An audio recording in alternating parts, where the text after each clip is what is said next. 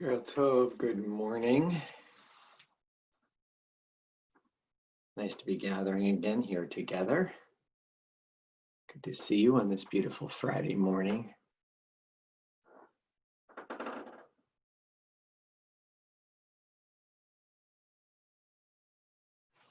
Almost time for our daily moment together. Hope that you slept well, that you're feeling good. Amazing to see all the sunlight on the greenery outside.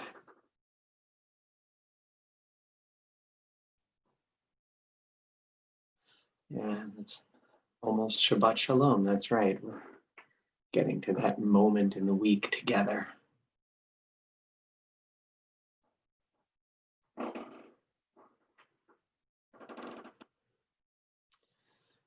See us all welcoming one another with the words Boker Tov. Boker Tov and good morning from Temple Sinai Congregation of Toronto. It's wonderful to be here together on this fourth day of the month of Tammuz, on this 26th day of the month of June, for us to be together and say Boker Tov and to start the day with an opportunity to connect, to reflect, and to remember. And so this morning, as we get ready for the Shabbat that is to come, we begin, as we do each day, by sharing in some of our daily prayers that give us the perspective that we need on a new day. So let's join together in the English of Asher Yatzal. Blessed eternal God, creator of the universe, you have fashioned our bodies with wisdom, creating within us a finely balanced network. To stand before you in prayer is itself a fragile miracle. Eternal God, we praise you as the healer of body and spirit. And let's join in the Hebrew as well as the English of Elohai Neshama, of the prayer for the soul. Elohai Neshama shenatata bi Torahi, ata varata, ata yetzalta, ata nefachta bi, ata meshamra b'kirbi. Kol zman she'anshama b'kirbi, modeh ani lefanecha.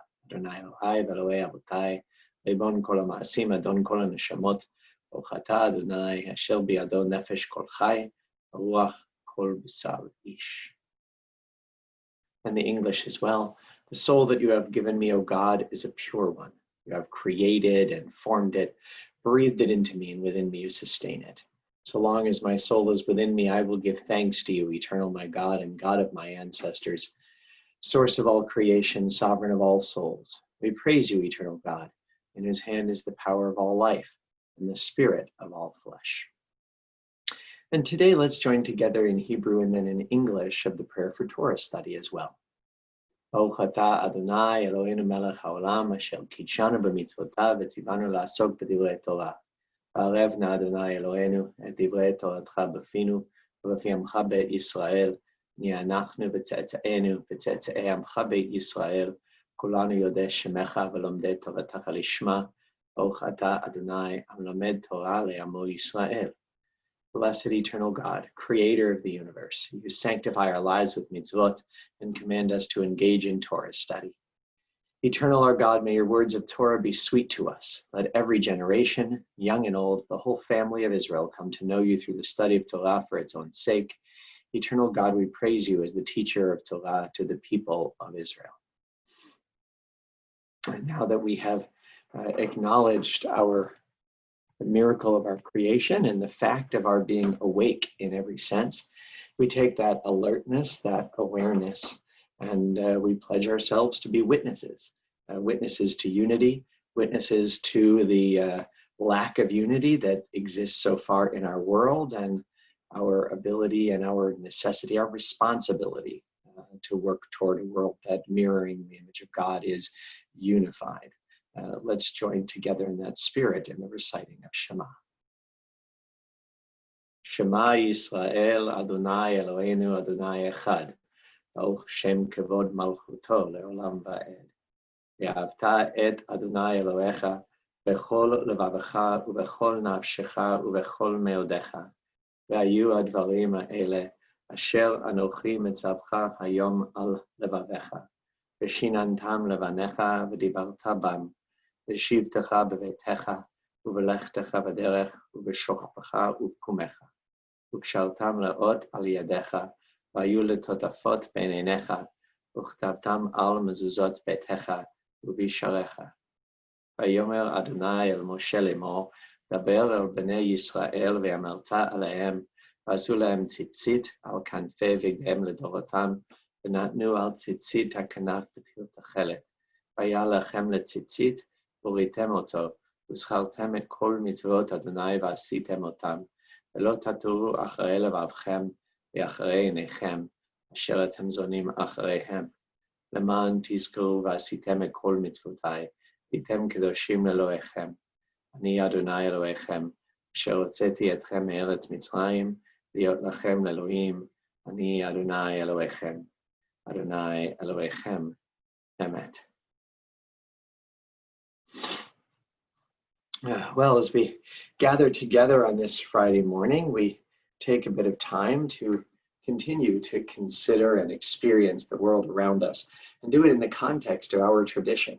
And a big part of the context of our tradition is deciding how broad a lens we should use, especially in regard of time, to look at the world around us. We clearly live in a time where the lens is incredibly small, where we look at our world in terms of almost the news cycle, that something bursts onto the scene and is addressed for hours or days, or maybe even if it's something major, for weeks. And then it starts to fade, and we seem to lose our perspective. Whereas the Jewish tradition demands of us that we look at the world in bigger pieces of time, in terms of memory and of hope for the future, not just staying within our particular moment. I mean, consider some of the texts that we have learned together here on these Boker Tov mornings.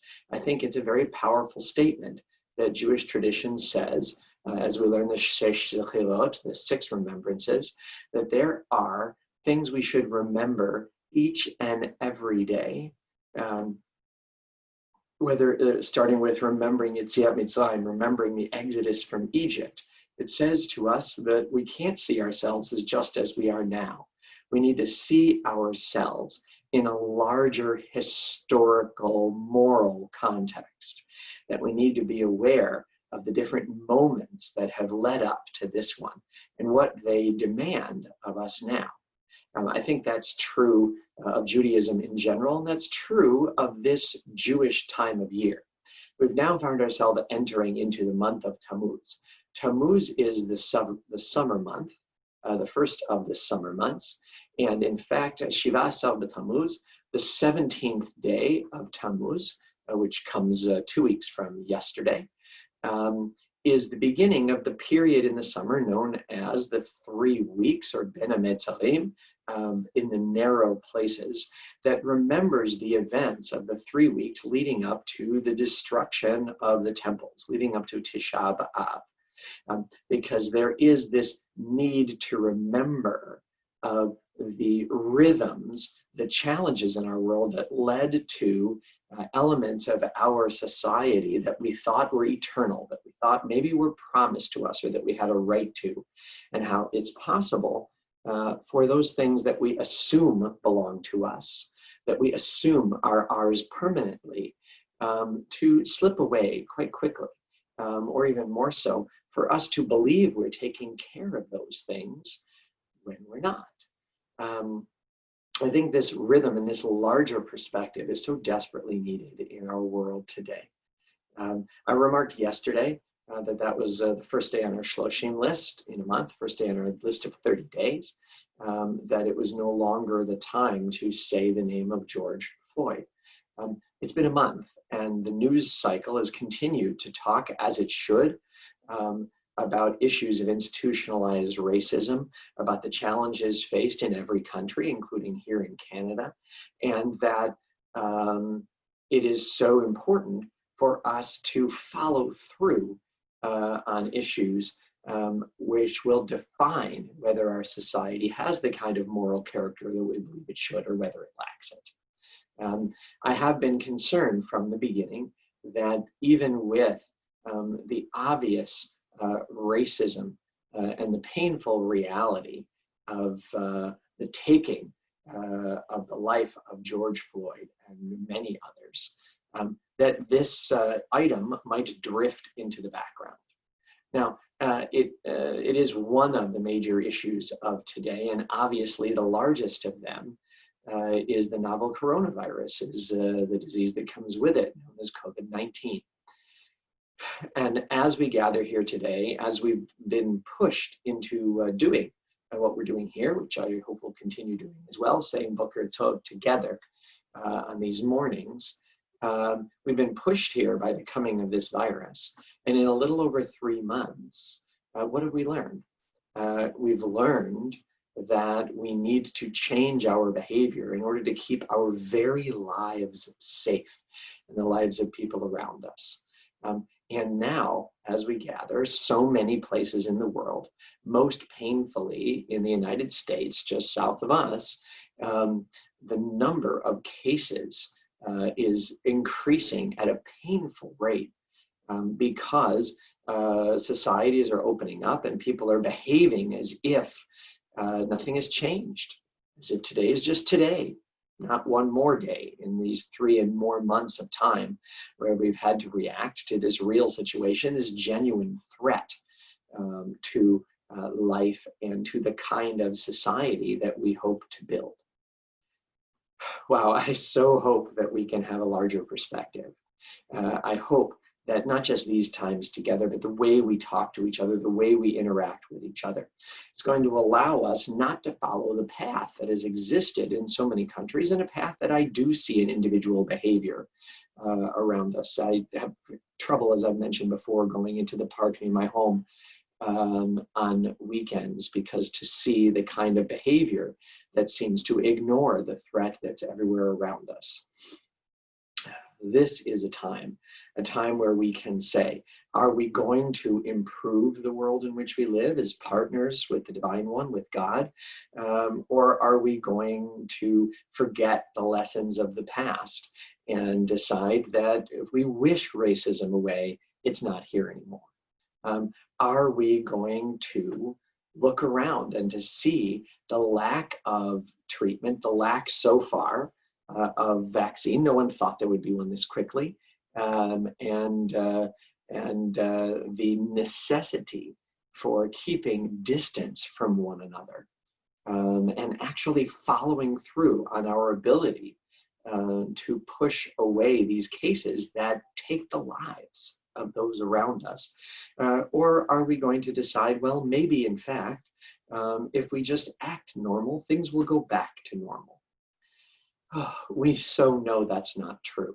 And yet it takes a commitment, it takes a stick-to-itiveness, it takes a willingness to see the world as it is, not the world as we wish it would be. And to say, I will accept the kind of necessary limits on my behavior that are required in order to keep myself, my loved ones, and everyone around me safe. To fail to do so, I think, is truly to fail. It's to fail ourselves and our society. It's to fail those who've gone before us, who've given us all of the amazing accomplishments and progress that we have in our society. It's to fail those who come after us, and to trade in a moment of relaxation for the responsibility of making this world and this time what it truly needs to be. I really hope that here in Canada, here in Ontario, here in Toronto, where the numbers seem to still be trending in the right direction, that somehow we can avoid this kind of irresponsible behavior, that we can find the right way for us to move forward and demonstrating that we remember how the world has been and what's required of us, that we see clearly that social diseases like racism and physical diseases like COVID-19 must be dealt with consciously, proactively, with a grander perspective, and that we therefore can look forward to a future that is the one we work toward for ourselves, as opposed to the one that might come to us otherwise. It's a difficult morning looking at these realities around us, and yet I truly hope and believe that it's possible for us to learn the kind of lessons that we need to learn in order for us to build the society and the safe world that we need, that our young and old, and in fact, each and every one of us need, and that we show respect. There's been a lot of efforts and signs that say, here's to the frontline workers. But the way to truly show respect for those who have put themselves in the front lines is to do our part, to see that our society, each individual, can receive the kind of healing they deserve rather than endangering one another in the days to come. So in that spirit, for those in our congregation who I'm thinking of in need of healing, who have been there on the front lines, for all those who we wish strength for, we turn to these words of refuah. מי שברך אבותינו אברהם יצחק ויעקב ואמותינו שרה רבקה לאה ורחל לא ירפא את כל מכותינו יהי רצון מלפניך אדוני אלוהינו לחלמם ולרפאותם וישלח לנו מהרה רפואה שלמה ועטרת שלום ונאמר amen. May the one who blessed our ancestors bless and heal all who suffer. May it be the divine will to provide healing and strength. Reveal to us the holiness of life, the wholeness of shalom. And together we say, amen. We now pause and we recall the loved ones whom death has recently taken from us, those who died at this season in years past, and those whom we have taken into our hearts with our own. During the period of Shloshim, the past 30 days, we extend our condolences to the families of Bill Schmelzer, Ralph Rothstein, Ben Wertleb, Anita Fleischer, Lillian Gain, Reuben Devlin, Gerald Goldstein, David Garver. And it is our sad duty to acknowledge the death of Zena Werb, sister of Marcia and Michael Werb. Her funeral will take place today at 1 p.m. from Pardes Shalom Cemetery, our Temple Sinai section. And on this day, the fourth day of Tammuz, the 26th of June, on their yahrzeit, on the anniversaries of their deaths, we remember Marvin Burke, Saul Fishbane, Sonia Goretsky, Moshe Grachnik, Anne Hart Green, Malka Green, Isidore Grossman, David Kaplovich, Mac Lean, Norm Litvak, Norman Manley, Jack Narodisky, Mildred Pelsman, Eva Rose, Melvin Steinberg, Sarah Sugar. Zichronam Livracha, may their memories be an enduring blessing to us. Our griefs and our sympathies are mingled as we turn together to words sanctified by memory, words glorified by hope in the Kaddish Yatom. Yitgadal v'yitkadash merabah, be'alma divrach yiruteh v'yamlich malchuteh, v'chayechon v'yomechon, v'chaye dechol bet Yisrael, v'agala v'bizman kariv v'imru amen. יהא שמי רבה מברך לעלם ולעלמי עלמיה. יתברך וישתבח ויתפאר ויתרומם ויתנשא ויתהדר ויתעלה ויתהלל שמי דקודשה ברכו. לאלה מן כל ברכתה ושירתה תושבחתה ונחמתה דאמירן בעלמה ואמרו אמן. יהא שלמה רבה מן שמיה וחיים עלינו ועל כל ישראל ואמרו אמן. עושה שלום במרומיו Hu yaseh shalom aleinu ve'al kol Yisrael v'imru. Amen. May the source of peace and peace to all who mourn and bring comfort and strength to all who remember. And together we say, Amen. I want to wish all a Boker Tov, a good day, and a Shabbat Shalom. Of course, our Shabbat services tonight are at 6:30 p.m. And tomorrow morning, our Shachrit, our Shabbat morning service, is at 10 a.m., followed as it is on a weekly basis by our study session, our Chevrat Torah study session at 11:30 a.m. tomorrow. Shabbat Shalom and Boker Tov. Make it a wonderful day.